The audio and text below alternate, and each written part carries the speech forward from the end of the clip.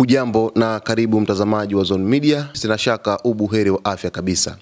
Rais wa Marekani Donald Trump ameibua mjadala mkali baada ya kutoa kauli inayofanana na wito wa mabadiliko ya utawala nchini Irani kupitia chapisho lake kwenye mtandao wa kijamii wa Truth Social. Katika ujumbe wake huo, Trump aliandika, "Sio sahihi kisiasa kutumia neno mabadiliko ya utawala, lakini kama utawala wa sasa wa Iran umeshindwa kuifanya Irani kuwa kuu tena, kwa nini kusiwe na mabadiliko ya utawala?" Alihitimisha ujumbe wake kwa kauli ya MAGA ambayo inaonekana kuwa ni mchepuko wa kauli yake maarufu ya kampeni MAGA, Make America Great Again, sasa ikiwa Make Iran Great Again. Kauli hiyo imeashiria mabadiliko makubwa katika msimamo wa utawala wa Trump kuhusu Iran. Hapo awali, ikulu ya White House ilikuwa ikisisitiza kuwa Marekani haina mpango wala lengo la kuiangusha serikali ya Iran, bali ilikuwa inalenga kudhibiti shughuli zake za kinyuklia na ushawishi wake katika Mashariki ya Kati.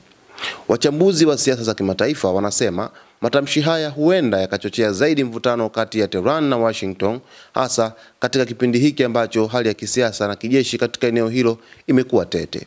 Mtazamaji wa Zone Media, taarifa hii inaeleza wazi kabisa kwamba rais wa Marekani hana mpango wa kuweza kuiangusha serikali ya Tehran, lakini alikuwa na mpango wa kudhibiti shughuli zake za nyuklia na ushawishi wake katika Mashariki ya Kati. Na ikiwa ni siku moja tu imepita tangu Marekani iweze kufanya mashambulizi katika nchi ya Irani, na kitu hiki kinachoonekana hapa ni kwamba rais huyu ameweka wazi kabisa kwamba nia yake sasa ni kuanza kuitengeneza Irani ambayo itafuata matakwa ya Washington kwa ajili ya kuweza kutokiuka zile taratibu za kuweza kutengeneza nyuklia.